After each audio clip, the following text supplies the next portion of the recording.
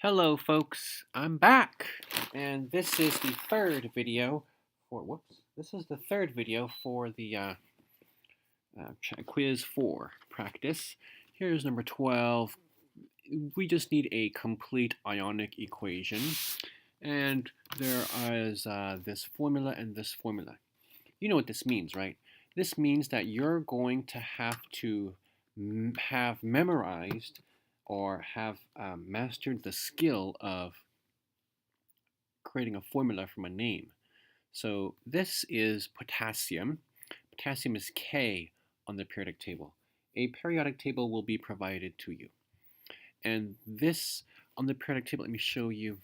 Here is a periodic table. Here is K. You see that potassium is in group 1. That means its charge is +1 when it is an ion. So it's K plus hydroxide. This is one of the polyatomic ions which you must memorize. I have a list of things for you to memorize that I have posted as an announcement for the exam. So to make a formula out of this, I put this number, which is really a 1, here, and this number, which is also really a 1, over here. The 1s are not shown in a chemical formula, so this is the correct formula for potassium hydroxide. Iron 3 chloride. Iron 3, this Roman numeral 3 indicates that the charge when it is an ion is 3+. Chloride. Now chloride is the negative ion of chlorine. Here's chlorine. It is in group 17, which is one step away from the end on the right. One step, that means a -1 charge. So this is Fe and Cl minus. This 1 goes here, and this 3 goes here. So this is really FeCl3. So you write down KOH plus FeCl3, and you try to figure out what the products are going to be. To figure out the products, or to determine the products, you switch places. Now, I'll underline the positive ions. The positive ions will switch their negative ions. So K is sticking to OH for now, but after the chemical reaction finishes, K will be with Cl instead. Now remember, it was K, 1 plus, and Cl, 1 minus. So the correct formula is going to be, that's right, just KCl. The other chemical is going to be with iron instead of with chlorine. It's now with hydroxide. So it's iron 3 plus and hydroxide, which is minus. So the correct formula, let me write that a little bit higher so I could make room for myself. Right, so Fe 3 plus and hydroxide, which is minus. This number goes here, this number goes here, so it's going to be FeOH3. But this 3 means the OH has 3 of them, not 1 O and 3 H's. So I need parentheses to show that. This is the molecular equation, but this is useful for balancing. I'm now going to balance this. There are 3 chlorines here, but only 1 chlorine here. But now there are 3 potassiums here, but only 1 potassium here. Now there are 3 hydroxides here and 3 hydroxides here, so this is balanced. Now, once this is balanced, it's very easy for me to write the total ionic equation. But before I do that, I need to figure out who is a solid. Remember, these ionic reactions don't happen unless a solid forms in the products, or a gas forms in the products, or water forms in the products. So, I know there are some rules for solubility that will be given to you. Let me show you a list of those rules. Here we are, a list of the,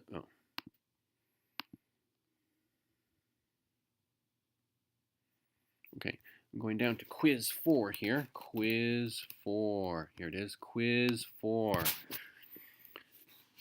You'll notice I have changed the due date for you. Okay. This is a list of the solubility rules that you're getting. You see? Now, let's see. You need to know that, where is it? Oh, here we are. This K is in group 1. Group 1 is called the alkaline metals. So alkali metal salts are generally soluble. Okay, that's the only rule I need, because if this is an alkali metal salt and this is soluble, that's going to be AQ. That's going to be dissolved in water. It's not going to be solid. That means that this is gonna be the solid. We know this is not a gas because it has a metal in it. Metals are not commonly turning into gases on this planet. So this must be the solid. Just to make sure, I can check the rules. Let's see. Hydroxide, that was iron 3 hydroxide. So insoluble, oxides are insoluble. Okay. Let's see. Where is some hydroxide? Ah, here we are. Hydroxides are slightly soluble. Slightly soluble will be considered insoluble. So, hydroxides are slightly soluble. Slightly soluble will be considered insoluble. That means the iron 3 hydroxide is insoluble. Notice, folks, that the alkali metal salts, even if they were salts of a hydroxide, those would still be soluble. Having an alkali metal on the front trumps having a hydroxide there. Let me see if these are in order or are in any kind of ranked order. Yes. So, folks, these rules are in a ranked order. Rules closer to the top will trump rules closer to the bottom if there is a discrepancy. Let me show you what I mean by that. This KOH, is this soluble or not? Well, first of all, if it's an ionic equation, both of the reactants will usually be soluble. But just to make sure, KOH, is it soluble or not? Well, OH is hydroxide. Hydroxides are only slightly soluble, and they're considered insoluble, so it will be solid, except for the fact that it starts with K. K, according to rule number 1, is going to be generally soluble. So rule number 1 is more important than rule number 7. Okay, it is higher up on the list. So this is how you're going to use this list of solubility rules. This is very similar to the solubility chart that is in the textbook, which I explained to you in one of the recent podcast episodes. I believe it was episode 9. All right, now this is not yet the total ionic equation. This is a balanced molecular equation. Let me show you now the total. Oops, I think I spilled some water here. Excuse me as I wipe this up. Just take a couple of seconds here. Okay, great. So I'll change color for you here. The total ionic equation is going to be like so. There are 3 potassiums. They are K+. They are dissolved in water. There are 3 hydroxides. That's AQ, dissolved in water. AQ means dissolved in water, aqueous. There's an iron 3+. I believe that is AQ. If you would like to make certain, of course, it's always a good idea, if you have time, to consult the solubility chart.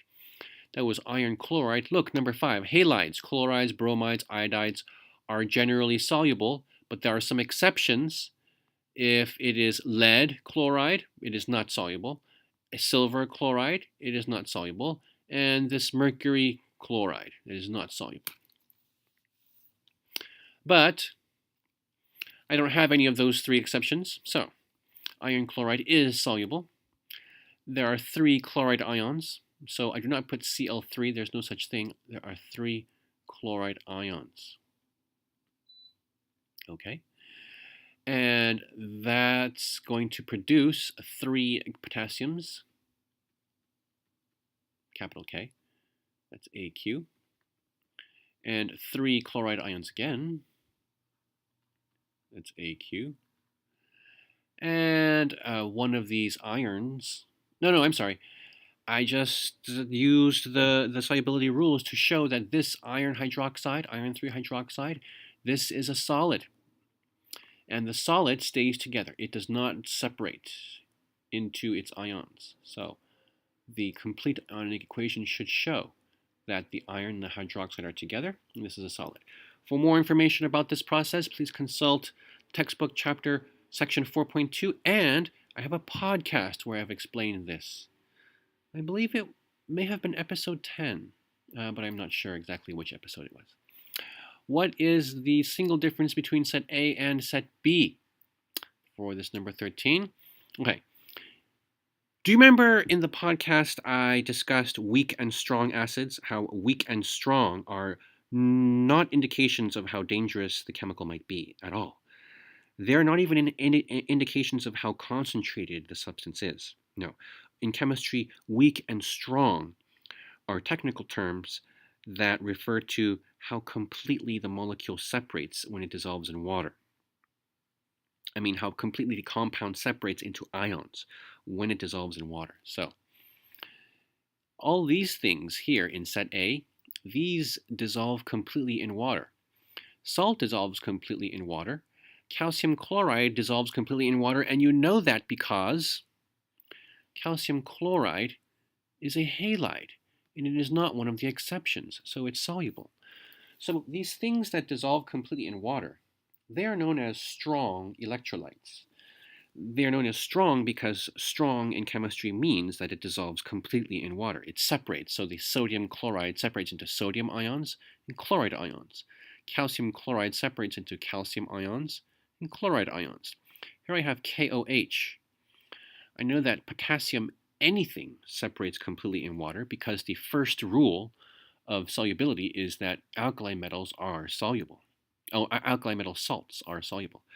A salt is another chemistry technical term for an ionic compound. It does not mean the seasoning that you put on your food when it's bland. No. A salt in chemistry is just any ionic compound. Any positive ion and negative ion that have been joined together because of the positive and negative charges. What about HCl? Now remember in the podcast I described weak and strong acids. Hydrochloric acid, HCl, was one of these strong acids. In fact, there are only 6 strong acids. And they are hydrochloric acid, hydrobromic acid. Here, let me show you. They are the acid that is made from this, that's hydrochloric acid. This, that's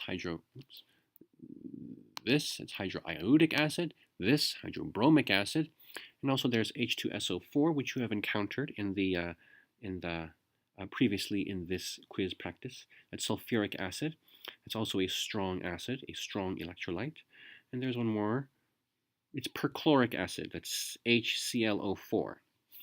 You do not need to memorize those because you can deduce the correct answer just by looking at these salts here. These are not strong acids or bases. Vinegar is a base. The acid in vinegar is acetic acid, and this is its formula. I mentioned this in the podcast, how acetic acid does not separate completely in water. It separates some, so it still is an acid, but not completely. And ammonia is a base because it produces OH minus ions in water. It doesn't do that for every NH3 molecule of ammonia, but it does for some. So that means NH3 is a weak base or a weak electrolyte. So the difference between A and B is that A are strong electrolytes. I'll put strong electrolytes. And these are weak. Let me write the whole word out once for you. Electrolytes. Okay? You're going to see a problem on quiz 4 if you choose to take it, and I hope that you do, just like this. There will be some choices, and the choices will be something like strong electrolyte, weak electrolyte. There's no way to tell with the information given. Things like that. I'll expect you to look at the compounds that you know about and make a reasonable guess there. Just a minute, please.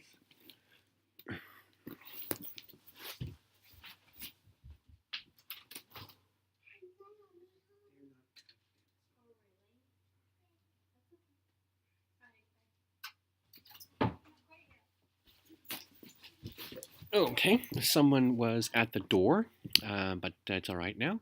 So number 14, give the net ionic equation for the reaction, if any, when potassium hydroxide and iron chloride are mixed. Well, let's see. potassium hydroxide and iron 3 chloride. That's the same reaction that we just did here. Let's do the net ionic equation.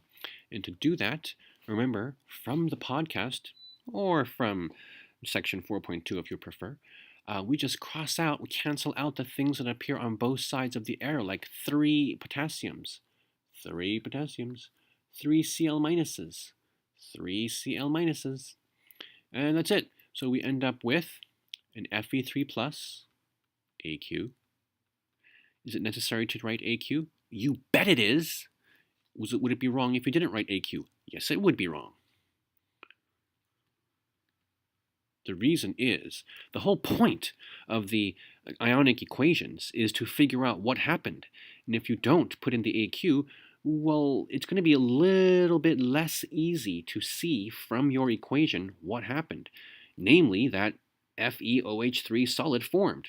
I copied this down from there, copied this down, whoops, from there, copied this down from there, okay? Which pair of compounds is soluble in water? This is another use of the solubility rules that are given on the quiz, okay? Let me start at the beginning. Ag2S, silver sulfide. Let's see, oh look, sulfides are slightly soluble and will be considered insoluble. So the question is, which pair is soluble? Well, it ain't that. Let me just cross that out. PbI2. Well, I remember I have seen Pb here before. Pb, exceptions. So these are not soluble. Pb things tend to be not soluble. Well, Pb halides, Pb and halogens. So halides are chlorides, bromides, iodides. They're generally soluble, but the exceptions are with lead. So that is a no-go. Let's see. Sodium chloride and barium carbonate. I know sodium chloride is soluble, but what about barium carbonate? Well, there's carbonates right here, and it's under slightly soluble, so that means no, that's not going to be soluble. There's only one left. That must be the answer. Let's just verify. Ki. Well, I know K, anything is soluble. What about this NH4NO3? NH4, that looks familiar. That's the ammonium ion. And NO3, that looks familiar. That's the nitrate ion. Let's see. Oh, look, nitrate salts are generally soluble. So that's soluble. So that's the answer. That's how you do it. And, you know, I think I'm going to go into the last page of notes here so that I can have hey, what happened to my last page of notes? I want to make this only 3 videos instead of making 4 videos. Ah, here we are. Last page of notes. Oh, looks like I am going to have to make this 4 videos because my last page of notes has disappeared. Ah, well, so it goes. Thank you. Bye.